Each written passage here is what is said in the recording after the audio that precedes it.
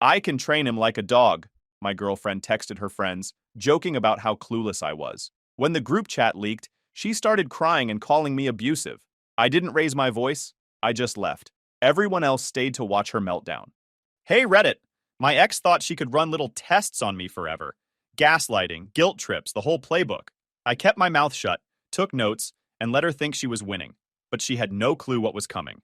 Before we get there, let me start from the beginning. Met Amber about a year and a half ago at some art gallery opening downtown. One of those pretentious Thursday night events where everyone drinks cheap wine and pretends to understand abstract painting. My buddy Jay dragged me along because his girlfriend was showing her photography. I was about to bail early when I heard this laugh cut through the whole room. Loud, zero shame about it.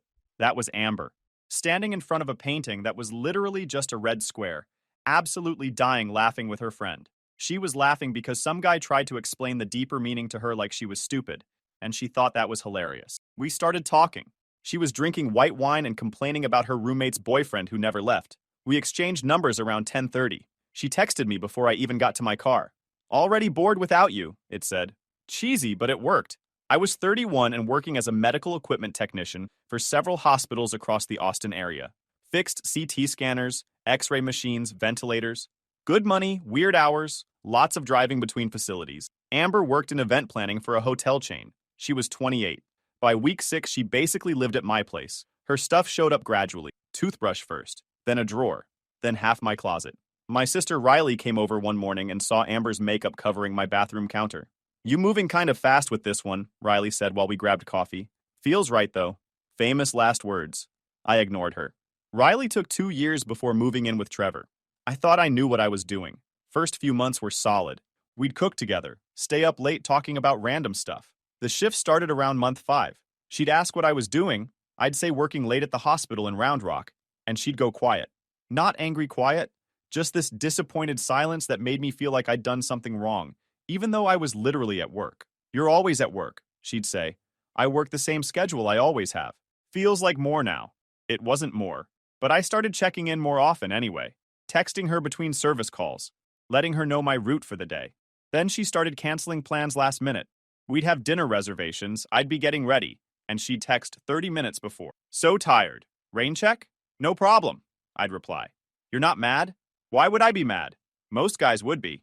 I'm not most guys. She'd go silent for an hour, then send a long paragraph about how she appreciated me being understanding and how her ex used to flip out over small things. I'd reassure her, tell her it was fine. We'd move on. Around month 8, Jay noticed something during a weekend when the 4 of us went to dinner. Him, his girlfriend Mia, me, and Amber. Amber spent the whole meal on her phone. Not subtly either. Full on scrolling, laughing at stuff, typing responses. When the food came, she barely looked up. You okay? I asked. Yeah, just handling some work stuff.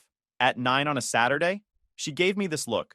Since when do you monitor my phone time? I don't. Just asking. Well, don't. Mia and Jay went quiet. The rest of dinner was awkward as hell. In the car afterward, Amber was sweet again. Apologizing, saying she was stressed about an event at work, didn't mean to snap. I told her it was fine. She grabbed my hand, told me I was the most patient guy she'd ever dated. That should have felt good. It didn't. Jay texted me the next morning. Dude, that was weird last night. Yeah. You notice she only apologizes after you don't react? What do you mean? Watch the pattern. She pushes. You stay calm. She apologizes and gets sweet. Repeat. I didn't respond. But I started watching. He was right. Over the next few weeks, I saw it play out again and again. She'd escalate something small. I'd stay calm. She'd flip back to sweet and affectionate when I didn't bite. Like she needed me to react. Month 9, we were at a house party with some of her work friends. I was talking to this guy about the CT scanner I'd just finished repairing when Amber walked over with her drink. Blake fixes hospital stuff, she said to the group. Like, maintenance guy things. The way she said it. Like she was explaining what a janitor does. Medical equipment technician, I said. CT scanners, MRI machines, ventilators. She laughed. Right, sorry. He gets very specific about the title. One of her friends, Nicole, jumped in. That actually sounds really cool. Like you have to know engineering and medicine? Sort of, yeah. It's a mix. Amber put her hand on my shoulder. He's also super risk-averse. Won't even ride roller coasters. Total homebody. Everyone laughed. She was smiling at me, watching. I just shrugged. Someone's got to be the responsible one. Kept talking to Nicole about the job. Amber's smile faded a little. She drifted off to refill her drink. Later that night in the car, she was all over me, telling me how proud she was, how smart I was, how she loved that I didn't get insecure about stupid things. I started keeping screenshots, not of everything, just the obvious stuff. Times she'd cancel plans, weird responses to normal questions, passive comments that felt like tests. Nothing dramatic, just building a folder on my phone labeled work stuff so she wouldn't see it if she borrowed my phone. Around month 10, she started doing this thing where she'd trauma dump late at night. Like 1 or 2 in the morning, she'd wake me up needing to talk about her childhood, or her ex, or her mom. Heavy stuff that took a lot out of me. First few times I went along with it. Listened, asked questions, tried to help. But then I noticed she only did it when I had to be up early for a 6 a.m. service call. Never on my days off. Always the night before a long shift. One night she started in on how her dad never supported her dream. It was 1:45 in the morning. I had to be at Dell Children's Hospital at 6. Can we talk about this tomorrow? I said. I've got that early call. Wow, okay. Guess I know where I rank. That's not what I meant. I just need sleep. Forget it. I'm fine. She rolled over. Wouldn't talk to me for 2 days. On day 3, she acted like nothing happened. Made me breakfast. Asked about my schedule. Month 11, she tried something new. Riley invited us to her place for game night. Board games, drinks, normal sibling hangout stuff. I told Amber about it Tuesday afternoon. Sounds fun, she said. Friday night came. I was getting ready around 6:30 when Amber came out of the bedroom. I don't think I'm going tonight. You feeling okay? No, I'm fine.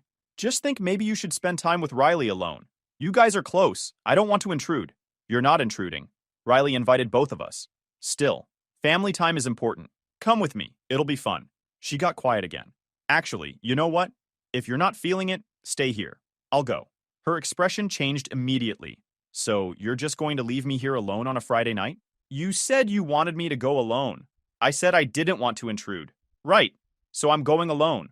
I grabbed my keys and left. She didn't text me the entire night. When I got home around 11, she was asleep. Next morning, she was cold. By Sunday afternoon, she'd reset. Sweet again. Made dinner. Asked about my week. Month 12 things got more direct. Amber started bringing up couples therapy. Not because we had problems she wanted to fix, because she thought I had issues. I've been reading about communication styles, she said one night while we were watching TV. Yeah? And I think you might be avoidant, like emotionally. How so? You don't engage when I try to talk about serious things. You just shut down. I engage. I just don't engage at 2 in the morning when I have work at 6. See? That's defensive. We should see someone. A therapist. I'll think about it. 3 weeks later, she changed tactics. I already looked into therapists, found 3 good ones. We could start next month. I didn't agree to that. You've been thinking about it for 3 weeks. I'm just moving things forward. By making decisions without me, I'm trying to help our relationship. I don't think we need therapy. She stared at me. First time I'd actually said no instead of putting her off. So you've just been stringing me along? I said I'd think about it. I thought about it. Answers no. She went silent. Left the room. Didn't talk to me for the rest of the night. Month 13, we were supposed to go to Riley's birthday dinner. Riley and I are close. She's the only family I've got in Texas since our parents moved to Colorado. The dinner was important. Day of around 3 in the afternoon, Amber texted. Not feeling great. You go without me. You sure? Riley's been looking forward to this. Yeah, I'll be fine. Tell her happy birthday. I went alone. Riley asked where Amber was. Not feeling well. Riley gave me this look but didn't say anything. Got home later that night. Amber was on the couch watching TV, looking completely fine. Wine glass on the table. Takeout containers from her favorite Thai place. Thought you weren't feeling well. I felt better. After I left, don't start. I'm not starting anything. Just clarifying. She got up and went to the bedroom. Slammed the door. I sat there for a minute, then grabbed my phone and added the date to my notes. Riley's birthday. Claimed sick. Ordered takeout and wine. Started looking at the money stuff around this time too. We kept separate accounts, but I paid for most things. Checked my bank statements. Over the past year, I'd spent around $11,000 more than I should have.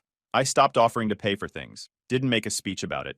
Just stopped. Next grocery run, I got my stuff only. Left her items at the register. You forgot my things, she said. Did I? Very funny. Go back and get them. I'm only buying my food from now on. She stared at me. Are you serious? Yeah. This is childish. This is fair.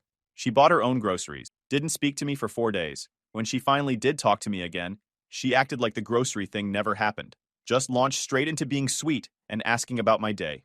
Around month 15, Mia sent me something that changed everything. Blake, she texted, need to show you something. It was a screenshot from a group chat. Amber and 3 of her friends. The message was from Amber, dated 4 days earlier. Canceling on Blake tonight to see what he does. Bet he apologizes by morning. I read it 3 times. There were other messages too. Mia sent them all. Ignored his text for 6 hours today. He's probably spiraling. Running another test tonight. Told him my ex texted me. Watching him try to stay calm is hilarious. He's too easy. Never pushes back on anything. It's like training a dog. The messages went back months. I called Mia. Where'd you get these? Jade forwarded them to me. She didn't want Amber knowing it came from her, so she asked me to send them to you instead. Jade was Amber's friend from college. They'd known each other for like 8 years. Why now? Because Amber told them yesterday she's thinking about meeting up with Owen again. Her ex. Jade thought you should know what you're dealing with. I sat there on my couch staring at my phone. No anger, no hurt, just went really calm. Thanks for telling me. What are you going to do? Don't know yet. I hung up and scrolled through the screenshots again. Saved them all to my work stuff folder. Added them to a new subfolder labeled Evidence. Didn't confront Amber that night. Didn't change how I acted at all. Just watched. She came home around 8. Kissed me hello. Asked about my day. Normal. I made dinner. We watched a show. Went to bed. She had no idea I knew. Over the next 2 weeks, I tested something. Started saying no to small things. Plans I would have normally agreed to. Favors she'd ask for. Can you pick up my dry cleaning? Can't. Got a service call in that area but won't have time. But you're already there. Still won't have time. She'd go quiet. Then later she'd be extra sweet, trying to reset whatever she thought was wrong. I kept my responses minimal. 1-word answers. No explanations. Didn't try to make her feel better. Her text got longer. More questions. You seem distant. Did I do something? Are we okay? I'd wait 3 or 4 hours to respond. We're fine. By week 3, she was freaking out, following me around the apartment asking if I was mad, trying to start conversations about our future, suggesting trips we should take. I agreed to nothing, committed to nothing, didn't give her anything. She hated it. I wasn't her boyfriend anymore. I was her placeholder, her practice dummy, something to run tests on while she figured out what she actually wanted. Month 16 came around. Amber planned this whole birthday thing for me, made a big deal about it. Reservations at this expensive steakhouse downtown. Told me to invite whoever I wanted. Said she'd handle everything. Day of my birthday, I took off work. Got up around 9, made coffee, waited. She didn't wake up until noon. Came out of the bedroom in pajamas, went straight to her phone. Morning, I said. That was it. Around 2, I asked what time our reservation was. Oh, about that. Can we do tomorrow instead? Jade's having a crisis. My birthday's today. I know, but this is important. Jade's upset about something with her boyfriend and she needs me. You made a big deal about tonight, and I'll make it up to you tomorrow. Promise. She left around 3. I sat there for a while, then called Jay. You busy? Nah, what's up? Want to grab food? We went to this dive bar near campus. Burgers and beer. Told him what happened. Man, that's rough. It's fine. It's not fine. It's your birthday. Really, I'm good. He looked at me like he was trying to figure something out. You've been weird lately. Calm, but weird. Just paying attention. To what? Everything. I showed him the group chat screenshots, including one from earlier that day where Jade mentioned she was at work all evening. Amber had used her name as cover. He read through them slowly. When he looked up, his whole expression had changed. How long you known about this? 3 weeks. And you haven't said anything? What's there to say? She told me who she is. I'm just deciding what to do about it. You're freakishly calm about this. Because I already know how this ends. Yeah? How? She's gone. Just figuring out the timing. He nodded slowly. Need help when you do it? Probably. Let me know. We finished our food, drank a couple more beers, talked about normal stuff, work, sports, Riley's new job at the museum. Got home around 9. Amber wasn't back yet. I went to bed. She woke me up at 1:15, stumbling drunk, smelling like tequila, mascara smudged. Happy birthday, baby, she slurred. Didn't forget. She tried to kiss me. I turned my head. You seem mad. I'm tired. Going back to sleep. She got upset then. Started crying. Saying I didn't appreciate her. That she was just trying to help her friend. That I was being cold. I didn't respond. Just rolled over. She cried herself to sleep. Next morning, she didn't remember most of it. Acted like we were fine. Made me breakfast. Asked if we could do dinner that night for my birthday. I'm busy tonight, I said. Doing what? Stuff. Blake, come on. Another time. Her face went hard. Fine. Whatever. She left for work pissed. I went to the bank that afternoon, opened a new account, transferred all my money except what I needed for bills, changed my direct deposit, made sure my name was the only one with access to anything. Then I called my landlord. Same guy I'd been renting from for 6 years. Mr. Will. Good relationship. Always paid on time. Hey, I need a favor. What's up, Blake? I need the locks changed. Today, if possible. I'll pay extra. Everything okay? Will be. Just need it done. She's not on the lease, so I should be clear legally, right? You're the only one on the lease, that's true. But I'm not a lawyer. If she's been living there a while, you might want to make sure you're handling everything by the book. I can still get the locks changed today if that's what you want. Yeah, do it. All right. I'll have someone there by 5. Appreciate it. Hung up and did a quick search on tenant rights. She could probably say she lived there, might even have some legal standing if she pushed it. But I had her stuff ready to go, Riley coming as witness, and I was willing to take the risk if she wanted to lawyer up. I wanted the break to be final, clean, documented. Locksmith showed up at 4:45. Guy named Frank. Had the job done in 30 minutes. New deadbolt. New handle. 3 keys. While he worked, I started pulling Amber's stuff out of my closet. Not packing yet, just separating. My phone buzzed. Text from Amber. Having drinks with work people tonight. Don't wait up. That was it. I kept pulling her stuff out.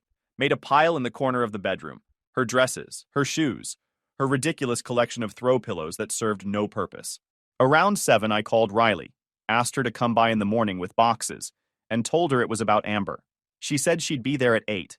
After I hung up, I looked around the apartment, seeing clearly what was mine and what wasn't, then went to bed and slept without issue. Woke up at 3:45 in the morning, reached across the bed, empty, grabbed my phone, nothing from Amber. Opened the location app we'd set up for safety reasons months ago. She insisted on it after her friend got stranded downtown. The dot loaded. Sat right on Westlake Drive. Last updated, 3:32 a.m. I knew that address. Owen's apartment complex. Her ex. Watched it for 15 minutes. Didn't move. Took a screenshot. Saved it to evidence folder. Closed the app. Went back to sleep. Riley arrived at 8 with her truck full of boxes. Took one look at me and understood immediately. After I showed her the screenshot proving Amber had been at Owen's place since the early morning, she just nodded and apologized, and we got to work. We packed fast. Clothes, shoes, bathroom products, unread books, endless candles, stuffing everything into boxes, taping them shut, labeling as we went.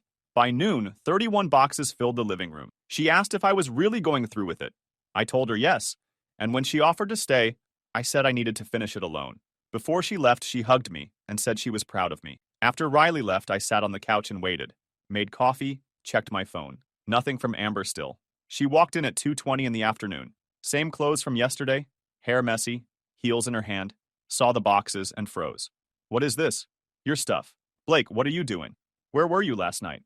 Watched her face change. Confusion first, then realization, then straight to defensive. I told you. Work drinks.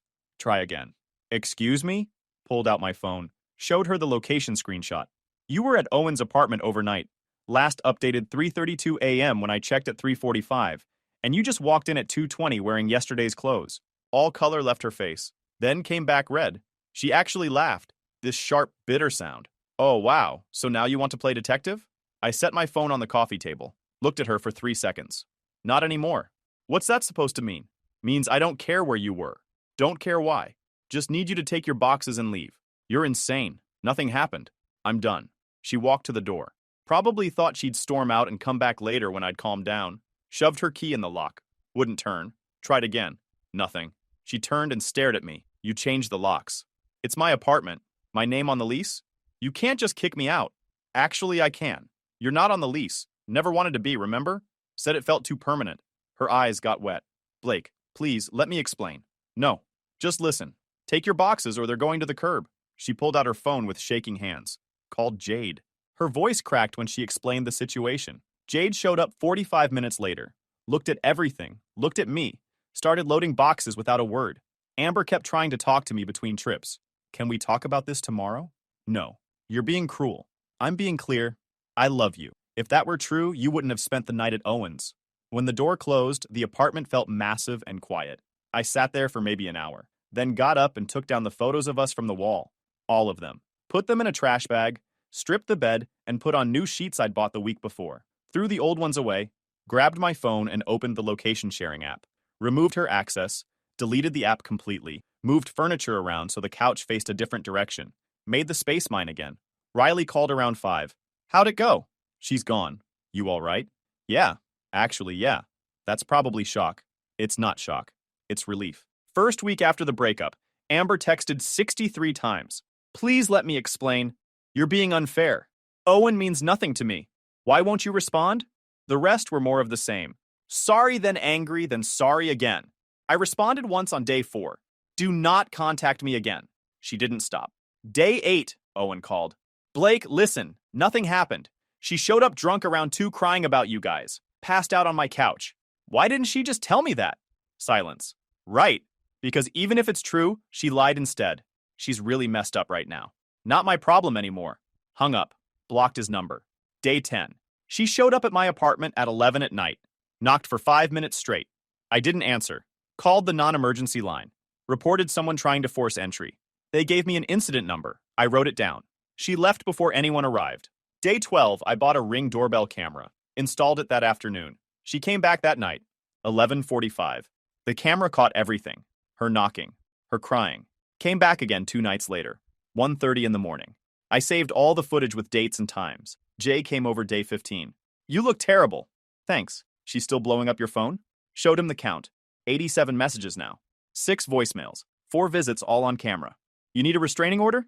Just documenting everything first. Week 4. I started hearing things through mutual friends. That I'd been controlling. That I tracked her constantly. That I kicked her out without warning. Lisa from work pulled me aside. I heard something weird about you. What? That you've been unstable since your breakup. Harassing your ex. I pulled out my phone. Showed her the blocked call log.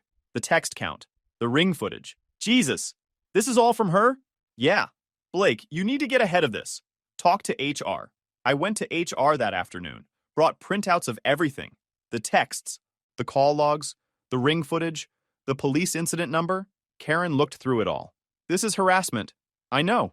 Just want it on record in case she tries to contact me at work. Smart. We'll document this. If she shows up here, let us know immediately. Week 5, I was at the hospital in Georgetown when security called. We have someone here asking for you. Says she's your girlfriend and needs to talk about an emergency. I don't have a girlfriend. What's her name? Amber. Tell her I'm not available and ask her to leave. If she refuses, call the police. She left about 5 minutes ago. Want us to flag her in the system?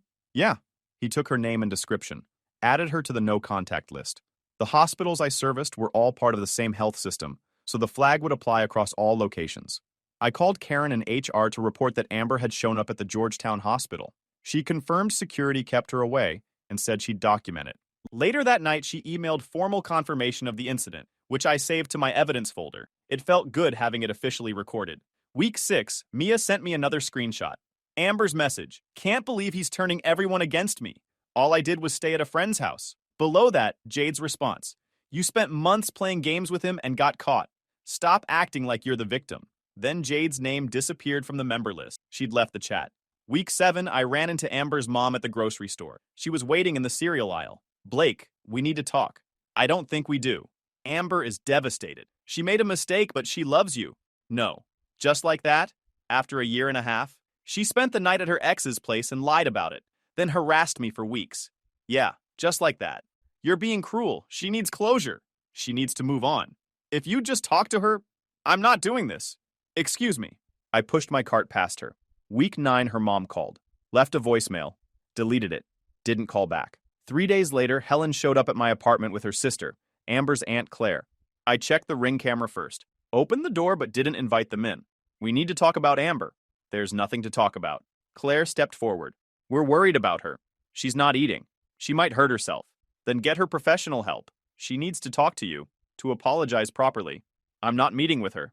Why are you being so stubborn? Helen asked. She made one mistake. She spent months manipulating me. I have the receipts. This wasn't one mistake. Helen's face hardened. You're holding on to anger. I'm keeping my boundaries. Claire pulled out her phone. We also wanted to talk about valuable things Amber left. We'd like to pick them up. Everything got boxed and given to Jade weeks ago. You gave away her things? I gave her 31 boxes of her belongings. If she's missing something that's on her, we want to come in and look. No, you can't refuse us entry. This is my apartment. My name on the lease. I can refuse, and I am. Helen's eyes filled with tears. I thought you were a good man. I need you both to leave. We're not leaving until you agree to talk with Amber. I pulled out my phone and started dialing 911. They left. Week 10. Helen sent a text from Amber's phone.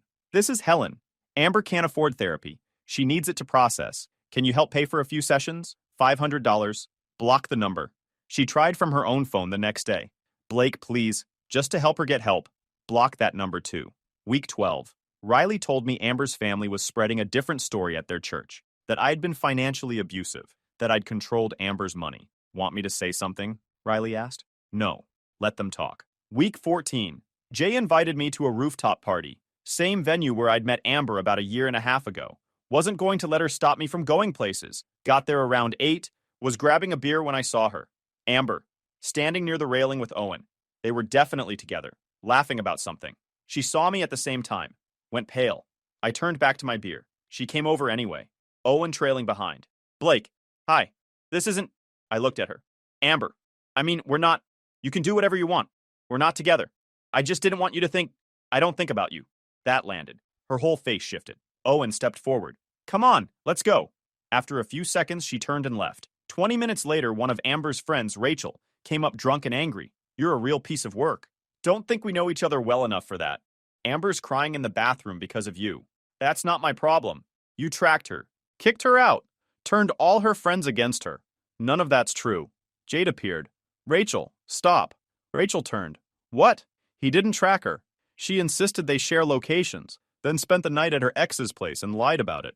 That's not... And he didn't kick her out without warning. She had all her stuff packed and ready. 31 boxes. Clean. Organized. I helped her move them.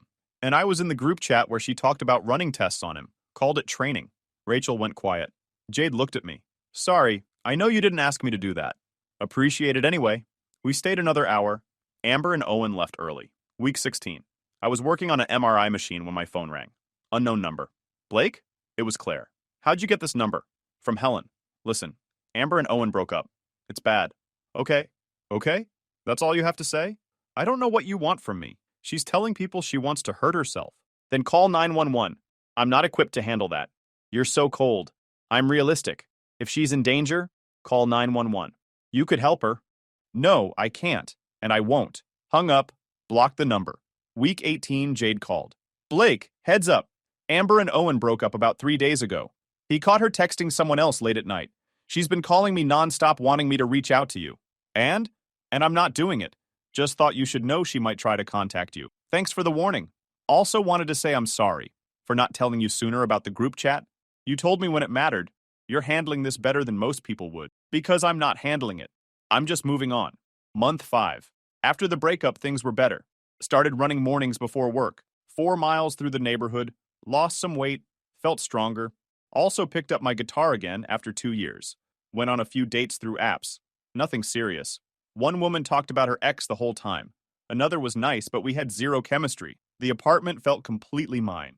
I'd replaced all the shared furniture, new couch, new coffee table, different art on the walls. Riley came over one Saturday with Thai food. You seem good. I am. No regrets? Not one.